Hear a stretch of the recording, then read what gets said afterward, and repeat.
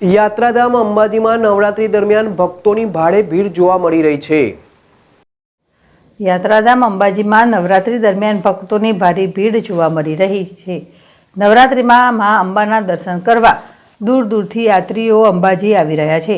આજે નવરાત્રીની આઠમ હોવાથી મંદિરમાં ભક્તોને ભારે ભીડ જોવા મળી હતી। નવરાત્રામાં આઠમનું વિશેષ મહત્વ હોય છે, તેથી આજે ચૈત્રી સુદ આઠમે મંદિરમાં દર્શન કરવા માટે યાત્રિકોનો ભારે ઘસારો જોવા મળ્યો હતો। વહેલી સવારથી જ આરતીમાં ભક્તોની સંખ્યા ખૂબ જ જોવા મળી હતી। આઠમ ભરવા માટે દૂર દૂરથી શ્રદ્ધાળુઓ મા અંબાના દર્શને આવે છે।